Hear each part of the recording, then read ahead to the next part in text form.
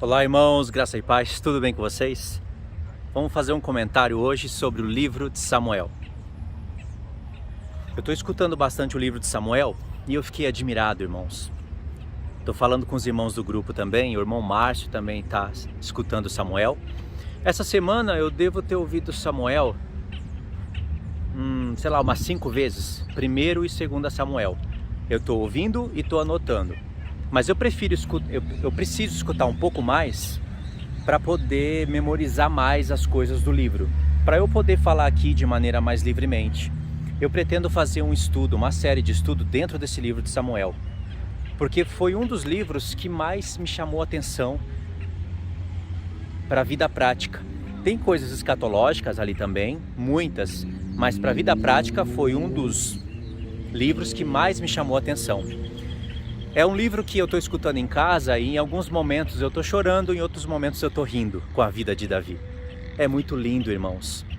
E eu percebi também que a gente tem que saber olhar para o livro de Samuel, 1º e 2º Samuel, mas também olhar para Reis e também Crônicas. Samuel, Reis e Crônicas nos ajudam a entender melhor o quadro todo, assim como os evangelhos. Eu sei que Reis é uma continuação de Samuel, a história dos reis é linda, tremenda e vai nos ajudar também a entender coisas para a nossa vida, coisas escatológicas. E Crônicas, eles contam alguns pontos desses dois livros e acrescentam alguns detalhes para a gente. Mas voltando para o livro de Samuel, eu quero comentar mais sobre o livro de Samuel. Esse é um livro, irmão, cheio de desafio.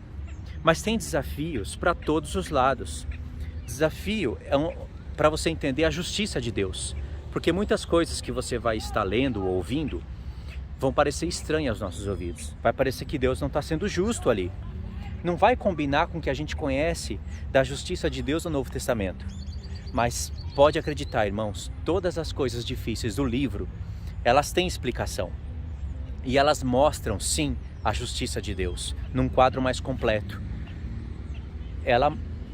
Aqueles desafios mostram pra gente o que é bom e o que é mal aos olhos do Senhor em todo o tempo. Davi, ele teve que lutar muito, perseverar muito para se cumprir o reinado na vida dele. Ele foi ungido rei quando ele era moço, mas até ele chegar a ser rei, que começou aos 30 anos, paralelo com a vida de Jesus, demora muito, irmãos. Então Davi, deixa eu ver se eu me lembro, porque tem bastante coisas para falar, eu vou falar conforme vem vindo na minha cabeça, tá bom? Esse é um dos vídeos que vai ser como introdução para o estudo que eu quero fazer. Os estudos que eu pretendo fazer é falar para vocês sobre a vida de Saul, sobre a vida de Jonathan, sobre a vida de Joabe, sobre a vida deles todos juntos. Mas aí eu preciso parar, ler os textos, e tem coisas incríveis em cada momento desse. Aqui eu vou falar de uma maneira mais natural, conforme vem vindo na minha mente. E mais pra frente eu vou fazer um outro vídeo semelhante a esse. E vocês vão ver a diferença das minhas colocações no futuro do que as que eu vou fazer agora. A diferença de instrução. Porque vai ficar tudo mais memorizado na cabeça. Imagine depois que eu passar pelas séries de vídeo, lendo, frisando, depois me ouvindo, continuando a ouvir o livro de Samuel. Imagine como que eu não vou conseguir falar desse livro. Nossa, vai ser incrível. Isso acende qualquer vida apagada, irmãos. A gente tem sim que se importar com esse livro. E como Deus colocou ele no meu coração, de maneira muito forte, eu vou passar para vocês o que eu entendo do livro. Davi começou, mais ou menos, o que eu vou falar aqui. Davi começou o seu reinado, ele foi ungido rei quando era mais moço, começou a reinar aos 30 anos, ele reinou 7 anos em Hebron, 33 anos, eu esqueci agora, mas ele reinou 7 anos em um lugar, 33 anos em outro, reinou durante 40 anos sobre Israel. Então, se você for somar tudo isso, você vai ter ali um paralelo com o reinado da vida de Cristo, que começou aos 30 anos, mas Jesus não poderia viver mais do que 3 anos e meio para se cumprir toda a palavra de Deus. Então, Davi continuou esse ministério, mostrando o que seria no futuro, porque Deus usou a vida de Davi depois de Salomão, dando muitas instruções para a gente. Então Davi começou aos 30, reinou durante 40 anos, acabou seu ministério todo com 70. Então 30, 40, que é o tempo em que os reis reinam, né? Mais ou menos os reis, quando reinam sobre as 12 tribos, reina 40 anos. E acabou seu ministério com 70, que faz pra gente uma alusão ao final das 70 semanas. Isso é fácil de ver, não é difícil não. E Davi, ele foi um rei que ele veio depois de Saul. Primeiro veio Saul da tribo de Benjamim, que reinou 40 anos sobre Israel. Então Benjamim foi a primeira tribo a liderar todas as outras, até mesmo Levi. Depois veio Judá, e depois esse reino passa para as mãos de Efraim, não com 12 tribos, mas com 10 tribos. Saul foi um mau rei. Aí o Senhor tirou Saul, levantou Davi. Quando Davi reinou, quando Davi estava para virar rei, vocês vão perceber que algo aconteceu durante o reinado de Saul, que as casas se dividiram. Deus não conta a história em nenhum dos livros da Bíblia, o porquê que elas se dividiram. Mas a gente vê que a casa de Judá estava separada da casa de Israel. E Davi unificou essas duas casas e reinou sobre elas. E isso é chamado de tabernáculo caído de Davi. Quando você vê na escritura a expressão tabernáculo caído de Davi, não é uma tenda literal. Davi tinha uma tenda literal, lá estava a Arca da Aliança, mas o tabernáculo caído de Davi começa com as 12 tribos unidas.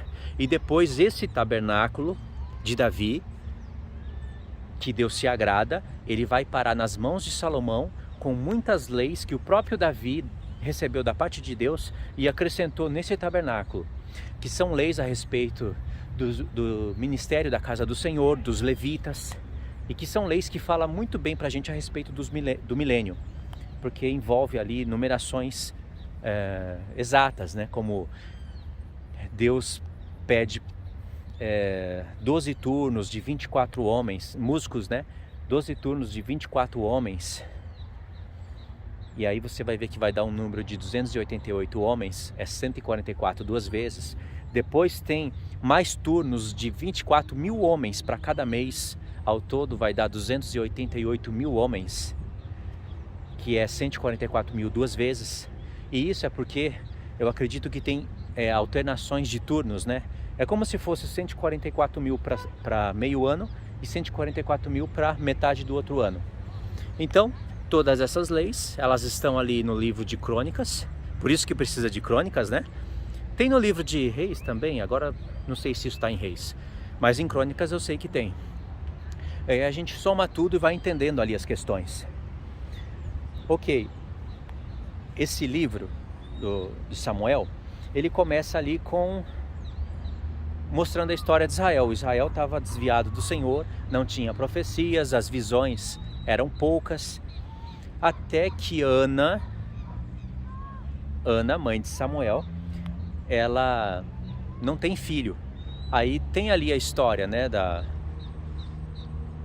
de Ana com a sua rival, e aí ela vai se humilhar ao Senhor. Aqui eu vou resumir bem, tá? Ela vai se humilhar ao Senhor, aí o Senhor promete para ela um filho. Ela, na verdade, promete para o Senhor que se o Senhor desse um filho para ela, ela iria entregar para o Senhor todos os dias. E esse menino habitaria no templo e ficaria ali como sacerdote do Senhor. E aí ela tem Samuel. Deus, então, ele começa a se manifestar no povo de Israel por causa desse menino Samuel. Então esse menino, ele começa a trabalhar no templo junto com o sumo sacerdote Eli e os seus dois filhos. Eli não é fiel ao Senhor e os seus filhos pior ainda.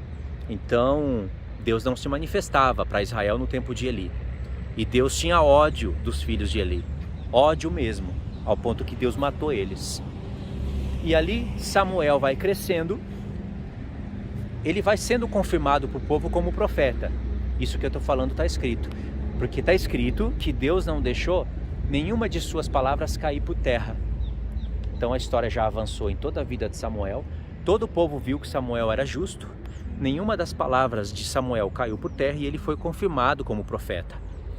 De maneira que quando Samuel foi encerrar o seu ministério, ele chama todo o povo na presença de Deus, o próprio rei que eles escolheram, que na verdade foi Deus que escolheu para eles o rei, mas eles que pediram para Deus um rei. Então tem essa controvérsia na palavra de Deus que você tem que saber conjugar. Aí Samuel chama todos na presença de Deus, e Samuel fala ali para todos, ó, se um dia eu roubei alguém, eu defraudei alguém, eu menti para alguém, eu tomei alguma coisa de alguém, fala agora na presença de Deus que eu vou restituir. E todo o povo confessou, você nunca fez nada de errado. E nenhuma das palavras dele tinha caído por terra. Então Deus de fato começou a se manifestar ali nos tempos de Samuel. E isso é incrível, porque Deus começa a operar de maneira linda no meio do povo. Logo nos primeiros capítulos de Samuel, você vai ver que o povo tinha uma ideia errada da Arca da Aliança. Eles tinham uma ideia completamente equivocada. Eles achavam que era a Arca da Aliança que salvava eles. É claro que eles sabiam que na Arca da Aliança tinha a glória de Deus. Só que eles achavam que o esquema estava ali na arca. Eles não obedeciam a Deus. Eles adoravam a Deus, mas adoravam outros ídolos. De maneira que o Senhor permitiu que a Arca da Aliança fosse tomada em uma guerra, em um conflito. Mesmo com o sumo sacerdote, mesmo com o sacerdote Samuel ali, Deus permitiu. O povo estava perdendo numa batalha contra os filisteus, aí eles falaram, traz a arca. E eles acharam que a arca ia livrar. Aí houve um grande alvoroço, de maneira que até tremeu a terra. E os filisteus souberam que a Arca da Aliança estava no meio do povo. E aí eles falaram, ai de nós, porque agora nós vamos perecer, nunca se sucedeu tal. Mas aí um capitão ali animou o coração dos filisteus e eles foram para a peleja. Eles não somente derrotaram Israel, como pegaram a Arca da Aliança. Imagine, a Arca da Aliança foi tomada. E Deus permitiu, sabe por quê? Porque Deus ia mostrar coisas, tanto para os filisteus, como para os israelitas. Ou seja, ele ia mostrar coisas, tanto para os hebreus, como para as nações. Porque quando os filisteus tomaram a arca do Senhor, Deus começou a ferir todo lugar onde a arca estava. Deus começou a ferir, e com grande pestilência. Deus feriu até o deus chamado Dagon, o deus deles. Deus fez com que a Arca da Aliança estava na frente desse deus Dagon. Aí Deus fez que esse deus se dobrasse diante da arca por 2 vezes. Eu não vou lembrar aqui de todos os detalhes, é lógico, mas eu estou citando por cima para vocês entenderem o porquê que Deus permitiu que a Arca da Aliança fosse tomada. Aí os filisteus falaram, tira essa arca daqui e leva ela para outros lugares. Aonde quer que essa arca fosse, Deus feria a terra. E diz que ele feria com grande terror e pestilência, a ponto que o terror era tão grande que o clamor das pessoas chegava ao céu. Vocês já pararam para pensar nisso, irmãos? O que Deus estava mostrando aí? Para os filisteus, Deus estava mostrando, eu só não mato todos vocês porque eu tenho coisa para ensinar para o meu povo. Tá vendo? O meu povo só não vence vocês porque eles não me obedecem. E o que Deus estava ensinando para Israel? A glória, sim, a minha glória está na arca, mas eu faço o que eu quero. Se eu não quiser defender vocês, eu não defendo. Tá vendo? Tá todo mundo com peste, com úlcera, estourou úlcera neles. Olha, semelhante à praga que Deus vai mandar nos que tem a marca da besta, que serve até de alusão, né? Tá em paralelo, sim. Estourou úlcera em pequenos e em grandes. E a terra não aguentava mais. Eles tinham medo da Arca da Aliança. Medo. E aí aconteceu lá um episódio que eles teve que oferecer oferendas a Deus. Eles tiveram que devolver a arca, mas não poderia devolver sozinha. Aí eles tinham que fazer em prata, em ouro, acho que era ouro, as úlceras em formas de rato. Assim, Deus fez coisa terrível neles, né? Estourava úlceras em forma de rato, em forma de bichos no corpo deles. Aí eles tinham que fazer isso e levar para Deus, e devolver a arca e levar esses presentes para Deus como oferta, querendo dizer assim, realmente a sua mão é forte sobre nós, realmente o Senhor é mais forte do que nós, e nós só não matamos o seu povo porque o Senhor não deixou, e o seu povo não vence a gente porque o Senhor não permite, porque eles não te obedecem. Essa era a mensagem que Deus deixou. Tudo isso que eu estou falando não está escrito, mas está ali para você meditar. Por isso que Deus permitiu que a Arca da Aliança fosse tomada. Lembra que lá no princípio o povo falou: traz a arca que nós vamos vencer os filisteus. Mas eles nunca se humilhavam diante de Deus e nunca abandonavam os seus deuses. Mesmo depois desse episódio, os filisteus ainda vão continuar perturbando Israel, porque eles são um coração duro. Eles realmente são inimigos de Deus. São pessoas seladas com a marca da besta já naquela época. E Israel vai continuar ainda desobedecendo a Deus, vez após vez. De maneira que até eles escolhem um rei, né? Deus queria que o povo escolhesse Deus como rei deles. Era isso que Deus queria. Mas aí eles escolheram um rei. Deus não gostou, Samuel também não. Mas Deus deu um rei para eles. E pensa, Deus avisou para eles tudo o que iria acontecer com esse rei. O direito do rei. E disse que dentro desse direito do rei ia ser apertado para o povo, porque o rei ia tomar pessoas por escravo, as mulheres ia tomar por serva deles, ia tomar os filhos deles para servir o palácio, ia pegar as melhores colheitas deles. E Deus disse que o povo ia clamar a Deus por causa desse rei. Samuel falou tudo isso para o povo. E sabe o que o povo falou? Não, antes a gente quer ter um rei pra gente, como todas as nações têm. Tudo bem, e Deus falou para Samuel: ouve o que esse povo está falando e dá um rei para eles. Porque Deus queria ensinar para eles, né? Só que olha como Deus é bom, irmãos. Antes de Deus dar um rei para eles, Deus que escolheu esse rei. Deus escolheu Saul. E Saul não era mau, nem antes mesmo de receber o Espírito do Senhor. Saul era um homem humilde. Ele era um homem alto, era mais belo de Israel. Entre os homens de Israel não tinha semelhante a ele. Está escrito isso. E como se isso não fosse tudo, e não poderia ser tudo mesmo, Deus mudou o coração de Saul em um outro coração. Está escrito que Deus fez de Saul... Deixa eu tirar o bicho aqui. Deus fez de Saul um novo homem. E Saul ainda estava entre os profetas, ele profetizava. Saul era bom. E Saul começou a fazer algumas coisas boas diante do Senhor, fazer justiça. Só que depois Saul começou a se desviar. Deus, ele ficou sentido que o povo desprezou ele como rei. E Samuel também ficou sentido. Só que no livro da lei estava escrito assim, eu não lembro o capítulo, mas estava escrito: quando vocês quiserem um rei como tem em todas as nações, então, quando vocês escolherem um rei, o rei tem que ler uma porção do livro da lei todos os dias para ele saber como temer ao Senhor. Então, no livro da lei já estava falando que o povo iria ter um rei. Por que Deus ficou sentido se no livro da lei estava falando isso? A gente pode pensar que Deus estava prevendo, apenas prevendo, mas não era. Deus tinha a intenção de levantar um rei para o povo que não entrasse na frente do reinado do próprio Senhor. Deus sabe que o povo queria um rei visível, humano, mas teria que ser um rei visível e humano que não chegasse assim no coração de Deus, no coração do povo, tomando o lugar de Deus. Porque era basicamente essa a mensagem que Deus deixou para o povo. Eles estavam querendo um Deus, um rei, como se o próprio Deus não fosse rei deles.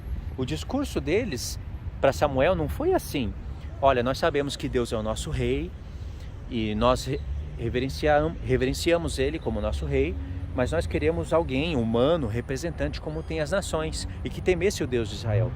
Se esse fosse o discurso, Deus não ia ficar bravo. E nem Samuel. Mas o discurso não foi esse. O discurso foi outro. Porque Deus tinha a intenção de levantar o seu Messias como rei. E antes disso, Deus poderia sim levantar vários ministros dele como figura do Messias. E o que eu lembro aqui é Davi e Salomão, os únicos que foram reis de Israel e que serviram de figuras para o Messias. Ainda que Salomão pecou e errou diante do Senhor, Davi também pecou e errou diante do Senhor. Davi só não foi idólatra, mas Davi foi adúltero, homicida, e fora isso cometeu vários outros erros. Esses dois foram os mais graves. Salomão pecou infinitamente mais, só que Deus perdoou Salomão. Já estava escrito na profecia do filho de Davi, já estava ali falando que o filho de Davi iria se desviar.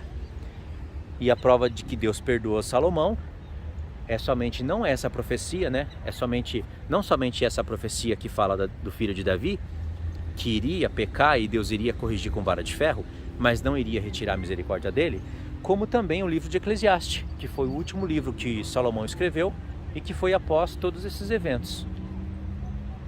Então veja que Deus queria sim levantar um rei para o povo, mas teria que ser um rei que ele escolhesse no tempo que ele escolhesse. Irmãos, vale a pena confiar em Deus, porque Deus iria levantar um rei para o povo. Mas não, eles passaram na frente com um discurso de desprezo para o Senhor. Entendeu? Ok, aqui eu resumi um pouquinho da história, né? Tem muito mais e não dá para ficar falando aqui, né? Ainda mais que tá já começando a pingar. Melhor me preparar porque eu acho que vai chover. Infelizmente, acho que vai chover, irmãos, tá pingando. E aí, irmãos, o livro de Samuel, ele segue de uma maneira incrível, onde mostra a diferença entre você consultar a Deus e você não consultar a Deus. Você quebra a cara quando você não consulta a Deus. Davi várias vezes consultou a Deus falando: Senhor, posso subir contra os filisteus? Vai entregar ele nas minhas mãos? E algumas vezes Deus falava para Davi: sobe que eu vou entregar eles para você. Em outras vezes Deus falava: não sobe, não vai, não faz. Mas você vai ver várias vezes em que Davi toma decisões e não consulta a Deus.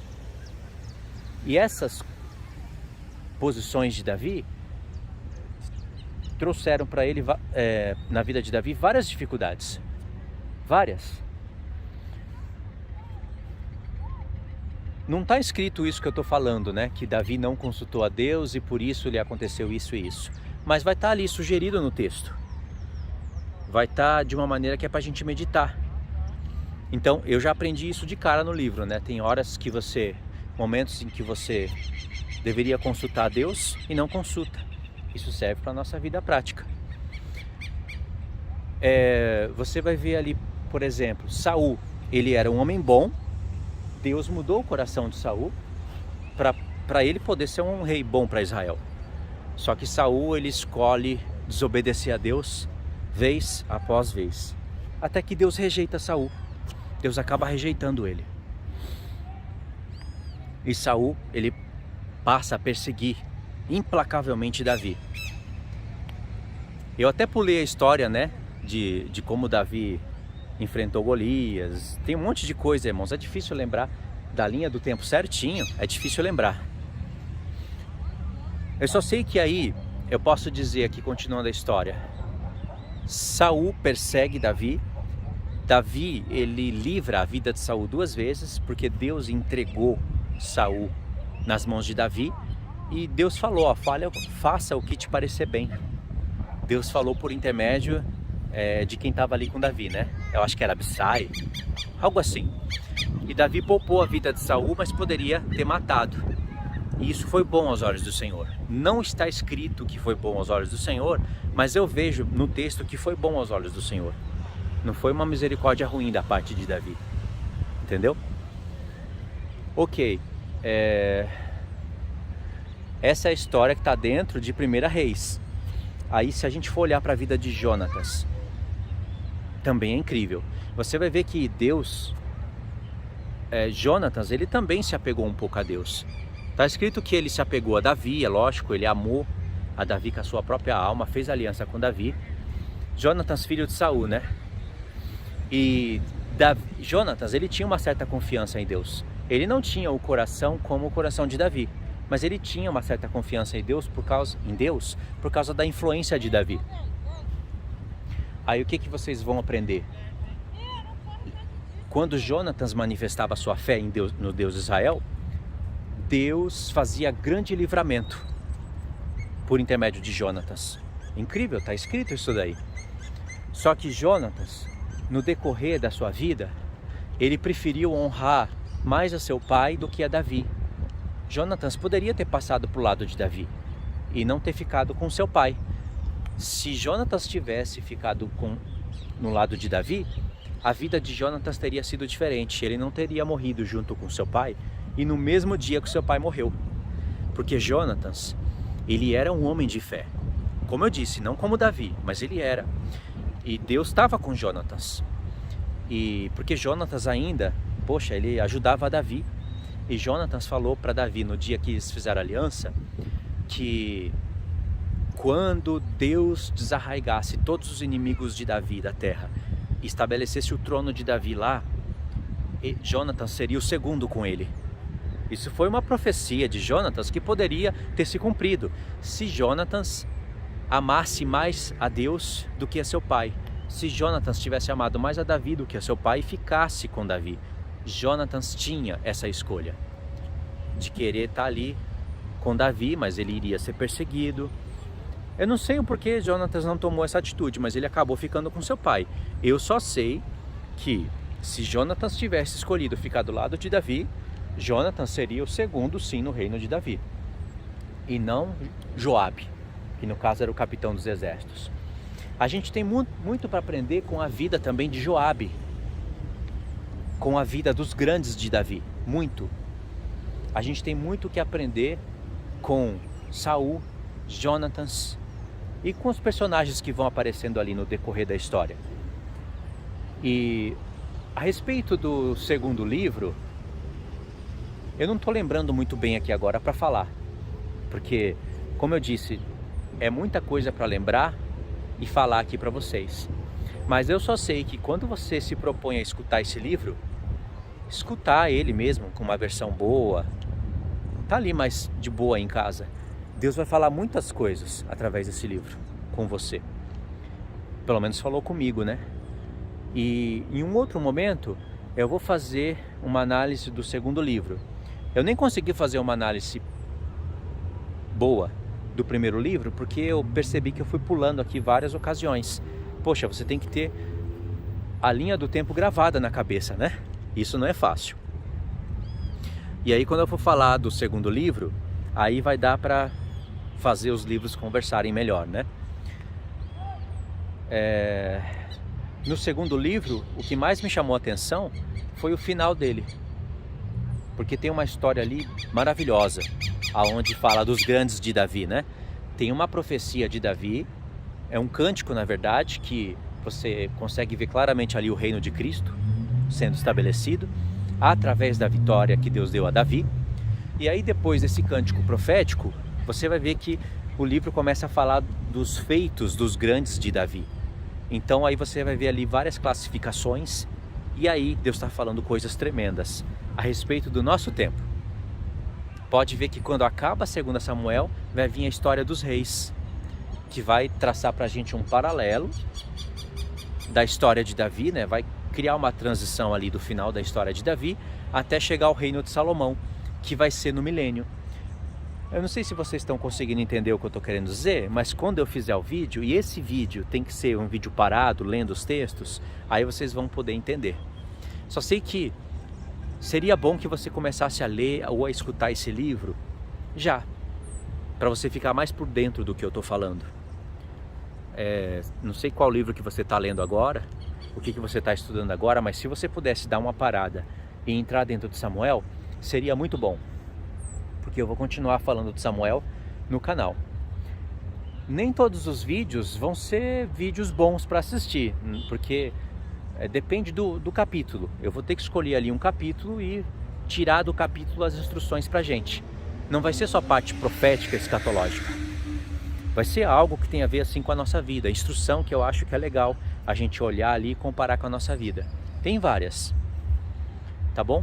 Eu citei aqui mais ou menos a história, só que eu não tirei as instruções práticas para a vida. Eu só citei ali mais ou menos como que foi a história. Pulei até a parte em que Davi foi ungido como rei por Samuel, né? Ele foi escolhido na frente dos seus irmãos. E depois teve a luta com o Filisteu. Essa parte é a parte que mais me chama a atenção. Depois tem o quê? Tem uns episódios em que Davi começa a cometer algumas loucuras diante do Senhor. Aí por um lado, você vai ver que está escrito que foi em uma dessas loucuras que Davi cometeu, algumas Deus impediu, Outras Deus não impediu não, porque Deus queria castigar o povo de Israel mesmo.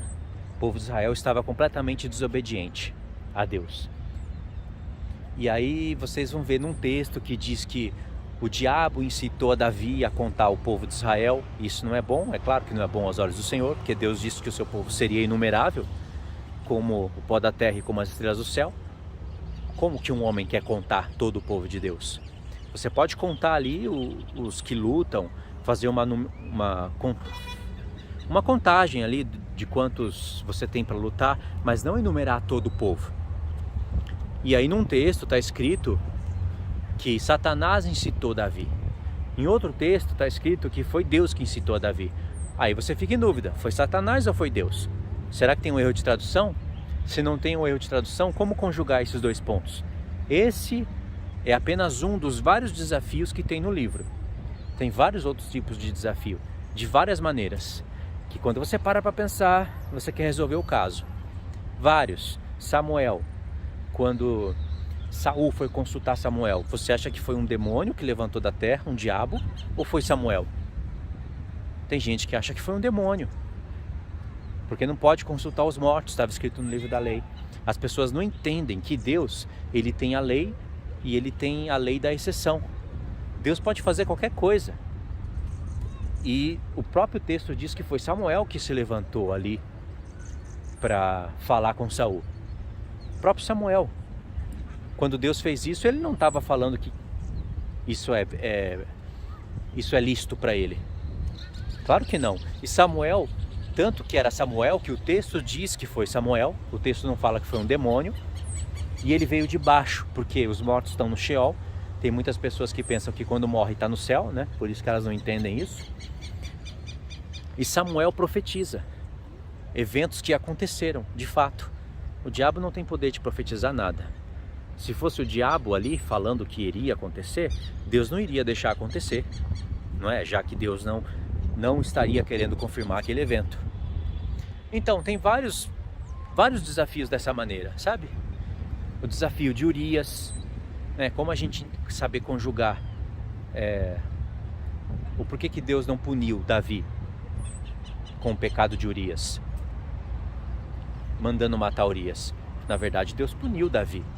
E foi grande a punição, não foi pouca. E como entender essa parte, né? Que no caso, porque Davi pegou Betseba, adulterou com ela e mandou matar o marido dela, Deus falou que a espada não iria se levantar da casa de Davi. E Deus falou um monte de coisas ali que aconteceu, certo? Ou seja, isso seria consequência dos pecados de Davi? Se Davi não pecasse, os filhos deles não seriam rebeldes? Porque você sabe que...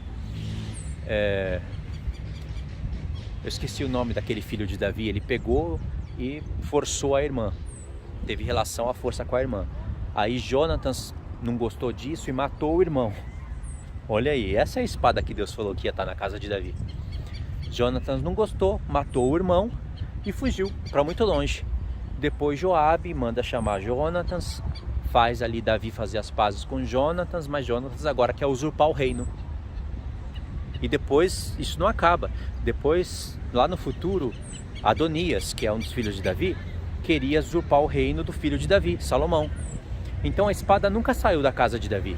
Mas será que isso foi consequência do seu próprio pecado? O que os seus filhos têm a ver com isso?